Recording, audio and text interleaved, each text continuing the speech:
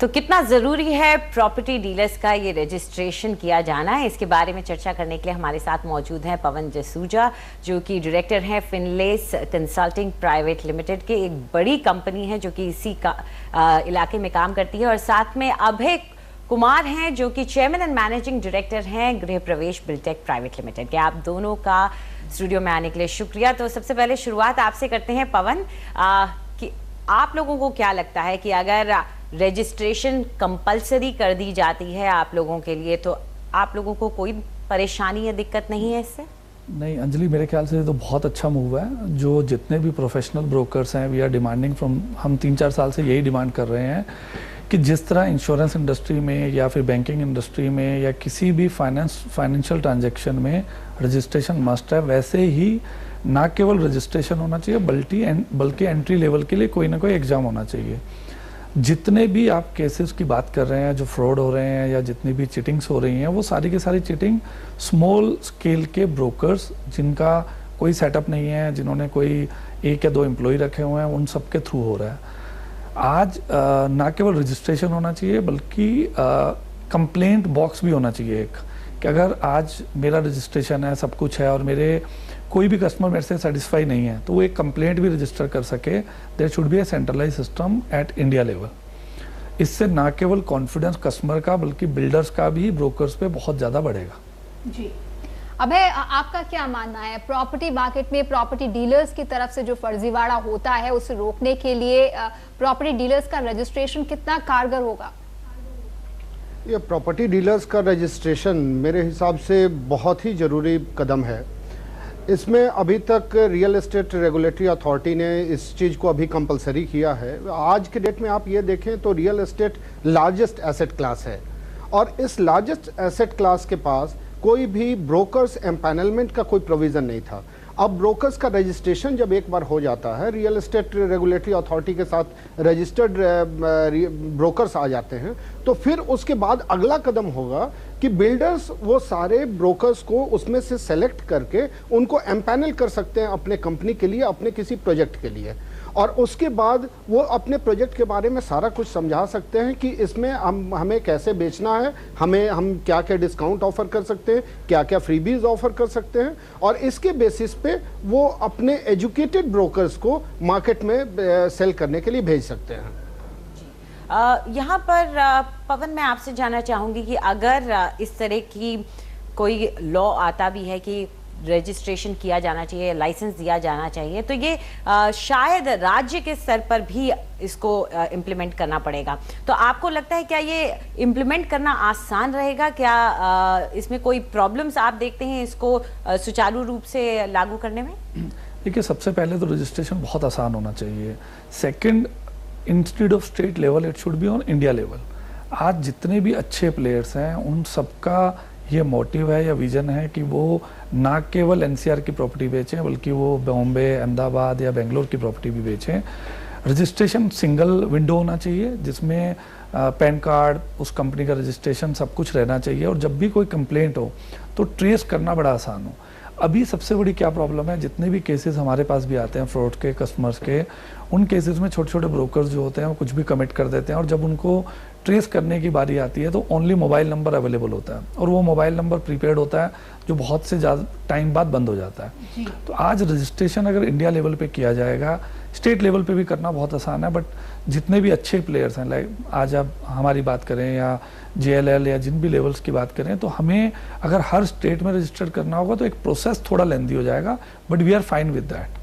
But ये registration must है so that जब भी कोई कंप्लेंट हो तो उसको ट्रैक करना बहुत आसान हो। जी, और खासकर जो छोटे प्रॉपर्टी डीलर्स की तरफ से फर्जीवाड़ा होता है उस पे शायद लगाम लग पाए। अभी जो हम देख रहे हैं, जो प्रॉपर्टीज लॉन्च हो रही हैं और जो बेची जा रही हैं, उसमें प्रॉपर्टी डीलर्स एक बेहद अहम कड़ी बन गए हैं। पहले लोग प्रॉपर्टी डीलर्स के पास जाते थे कि उन्हें फला तरह की प्रॉपर्टी चाहिए, लेकिन अब बिल्डर्स और प्रॉपर्टी डीलर्स का टाई अप हो रहा है और उसके जरिए प्रॉपर्टीज बेची जा रही हैं, और कई बार मिस सेलिंग भी होती है, बताया कुछ जाता है, मिलता कुछ और है। तो इस स्थिति से निपटने के लिए आज की सूरत में क्या करना चाहिए? देखिए, इसमें एक ऐसा ये है कि मुंबई मार्केट और एनसीआर मार्केट ये देखिए तो दोनों में काफ़ी डिफरेंस है। मुंबई में मोस्टली जो प्रॉपर्टी सेल की जाती है वो बिल्डर्स डायरेक्ट सेल करते हैं, और एनसीआर में आप देखें तो ज़्यादातर प्रॉपर्टी जो है उसमें बिल्डर्स बहुत हाईली डिपेंडेंट होते हैं ब्रोकर्स के ऊपर। तो ये ब्रोकर्स को रेगुलेट करने की जो आवश्यकता है वो एनसीआर मार्केट में ज़्यादा है। मुंबई मार्केट में इस तरह का फर्जीवाड़ा, इस तरह का फर्स्ट सेल में जितनी तरह के कन्फ्यूजन्स होते हैं वैसे आपको बहुत कम केसेस देखने को मिलेंगे। अब इसमें एक और अहम बिंदु है जिसको सब लोगों को ये देखना चाहिए कि हर किसी का रजिस्ट्रेशन ये इसके पक्ष में मैं नहीं हूँ। इसमें एक रजिस्ट्रेशन की क्राइटेरिया होनी चाहिए, एक बेसिक क्वालिफिकेशन होना चाहिए, एक बेसिक एक्सपीरियंस होनी चाहिए। आप जैसे इसको देखो, आप एक कंपैरिजन करो स्टॉक मार्केट के साथ या म्यूचुअल फंड के साथ, उनके सारे डिस्ट्रीब्यूटर्स, सारे ब्रोकर्स उनके एक सर्टेन क्राइटेरिया को फुलफिल करते हैं तभी उन्हें लाइसेंस मिलती है डिस्ट्रीब्यूशन की। और real estate being the largest asset class, यहाँ पर ऐसी कोई भी प्रावधान नहीं है। तो ये सरकार की तरफ से एक बहुत ही अच्छा कदम है और इस चीज़ का हम लोग बहुत स्वागत करते हैं। और इस चीज़ को दूर करने के लिए जैसा मैंने पहले बताया कि ये रजिस्टर्ड जितने ब्रोकर्स होंगे उनमें भी हम चुनकर एम्पैनल कर सकते हैं, उनको एजुकेट कर सकते हैं और तब उनको मार्केट में अपने प्रॉपर्टी को सेल करने का परमिशन देंगे। पवन, यहाँ पे एक बड़ी इंपॉर्टेंट बात ये आ जाती है जो आपने पहले भी कही कि एजुकेशन, एग्जाम, ये जो बातें हैं ये बहुत ज़रूरी हैं। बाहर हमने देखा है कि पहले आपको कुछ नंबर क्लासेस के लेने पड़ते हैं, उसके बाद जाकर के काफ़ी चीज़ें होती हैं, आपके फिंगरप्रिंट्स लिए जाते हैं, आपके लाइसेंस चेक किया जाता है, आपका क्रिमिनल रिकॉर्ड चेक किया जाता है, फिर जाकर के आपको किसी तरीके का लाइसेंस मिलता है। लेकिन पवन, आपको लगता है कि इतना कुछ सेटअप करने की कोशिश अगर की जाती है तो वो क्या इतनी जल्दी हो पाएगा? उसके लिए वक्त लग जाएगा? और क्या आपको लग रहा है कि इस खाके में कुछ ऐसा आएगा? देखिए, अगर गवर्नमेंट चाहे तो ये बहुत टफ जॉब नहीं है। आज जितने भी ब्रोकर्स इंडिया में काम कर रहे हैं उनके पास पैन कार्ड जरूरी है। जितने भी फाइनेंशियल ट्रांजैक्शन में इन्वॉल्व है, किसी भी तरह इस रजिस्ट्रेशन को पैन कार्ड से लिंक किया जा सकता है जो ऑलरेडी यूनिक नंबर है। आज उसके बाद स्टेप 2 में बात आती है कि क्या एग्ज़ाम होना चाहिए। तो जैसे IRDA एक बॉडी बनी हुई है कि आज मुझे इंश्योरेंस पॉलिसी बेचने के लिए एक एग्ज़ाम क्लियर करना बहुत ज़रूरी है। आज प्रॉब्लम क्या है, जैसे इन्होंने भी बताया कि आज सबसे बड़ा एसेट्स है लाइफ का ये, और उसको हैंडल करने के लिए टोटली अनक्वालिफाइड, अनप्रोफेशनल लोग हैं। आज कस्टमर एजुकेशन की तरफ चाहता है। देखिए, आज कहीं ना कहीं जाके हमें मूव लेना पड़ेगा। अगर हम ये सोचेंगे कि ये बहुत टफ है, इसमें टाइम लगेगा, तो और ज़्यादा प्रॉब्लम्स बढ़ेंगी।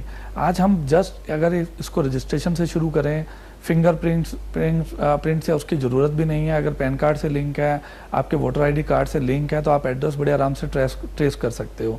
आज हमारी पहली इंटेंशन क्या है कि अगर कोई फ्रॉड करता है, इनकेस मेरा ही कोई एम्प्लॉय फ्रॉड करता है या मेरा ऑर्गेनाइजेशन फ्रॉड करता है, तो there should be a way to track that organisation.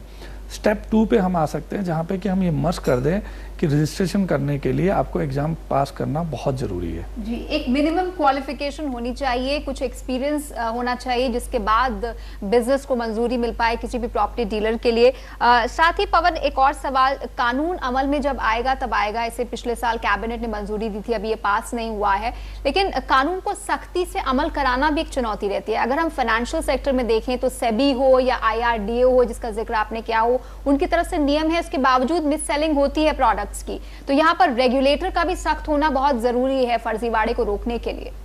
बिल्कुल आप सही कह रहे हो, बट आज सेबी IRDA के होने से एक बहुत बड़ा फायदा ये है कि स्टिल अगर फ्रॉड 1% हो रहा है तो वो कम से कम 99% स्टॉप हो रहा है। आज अगर मुझे पता है कि फिनलेस कंसल्टिंग के अगेंस्ट अगर कहीं पे कंप्लेंट जाएगी और मैंने अगर उसका प्रॉपर सोल्यूशन या वो वे आउट नहीं निकाला तो मेरे लाइसेंस पे भी फर्क पड़ेगा। तो definitely I will work on that. आज अभी प्रॉब्लम क्या है कि there is no one who is listening. Customer के साथ अगर फ्रॉड होता है, कोई भी प्रॉपर्टी डीलर करता है, बिल्डर भी क्या कहता है कि बॉस आपने प्रॉपर्टी उससे ली, आप उसके पास जाइए। This is a problem. Even हम बिल्डर से बहुत बार ये रिक्वेस्ट करते हैं कि अगर आपके यहाँ कोई फ्रॉड हो रहा है, जो भी ब्रोकर आपके साथ फ्रॉड कर रहा है, आप प्लीज उसको सेलिंग रोकने के लिए बोलिए। आज कहीं ना कहीं अगर गवर्नमेंट उसके अंदर आ जाएगी तो कहीं ना कहीं ट्रेस हो जाएगा। सेकंड चीज़, बिल्डर्स को भी एक इनिशिएटिव शुरू करना चाहिए कि उनके वहाँ जितने भी ब्रोकर्स काम कर रहे हैं उन सारे ब्रोकर्स का ट्रेनिंग मॉड्यूल बनना चाहिए और there will be a registration. जी, यहाँ पर मैं आपसे पूछना चाहूँगी, अभी अगर इस तरह की कोई चीज़ होती है, कोई ब्रोकर लोगों को धोखा देता है, क्या बिल्डर ब्लैक लिस्टिंग करने में इंटरेस्टेड रहते हैं? बिल्कुल, मैं तो इस बात को बार बार जोर दे रहा हूँ इस बात पे कि ब्रोकर्स जितने हैं उनको एम्पैनल करें, हर एक कंपनी अलग अलग एम्पैनल करे उनको, और ब्रोकर्स की भी इंटरव्यू लो, ब्रोकर्स की योग्यता देखे, ब्रोकर्स की क्षमता देखे कि उनकी क्षमता कितनी है सेलिंग की, उसके बाद फिर आगे देखे कि उनके एक्सपीरियंस के बेसिस पे उनका ट्रैक रिकॉर्ड क्या है, उसके बेसिस पे वो उनको परमिशन देंगे सेल करने को। और उसके बावजूद यदि मिस सेलिंग होती है तो इमीडिएटली उसको ब्लैकलिस्ट किया जा सकता है, उसको अपने वेबसाइट पे डाला जा सकता है, बिल्डर अपने वेबसाइट पे डाल सकते हैं कि इस ब्रोकर को आप इसके साथ कोई भी ये करेंगे तो इसकी जिम्मेदारी आपकी होगी, क्योंकि हमने इसको ब्लैकलिस्ट किया हुआ है, हम इसके साथ कोई भी व्यवसाय करना नहीं चाहते। उम्मीद करते हैं कि बिल्डर्स इस तरह के कदम उठाएंगे उन प्रॉपर्टी डीलर्स के खिलाफ जो कि भ्रामक तरीके से प्रॉपर्टी बेचते हैं और लोगों के साथ फर्जीवाड़ा करते हैं। पवन, आपका, अभय, आपका हमारे स्टूडियो में आने के लिए और इस चर्चा में शामिल होने के लिए बहुत बहुत शुक्रिया। रियल एस्टेट रेगुलेटरी अथॉरिटी बन जाने के बाद और प्रॉपर्टी डीलर्स का रजिस्ट्रेशन जरूरी होने के बाद जरूर फर्जीवाड़े पे कुछ लगाम लग पाएगी। अंजलि जी, फिलहाल वक्त है एक छोटे से ब्रेक का, लेकिन उसके बाद प्रॉपर्टी खरीदने और बेचने की आपकी सारी उलझनें हम सुलझाएंगे, देंगे आपके सवालों के जवाब। इंदौर से लेकर गुड़गांव और महाराष्ट्र में थाने तक के इलाकों में निवेश कहां देगा अच्छा रिटर्न।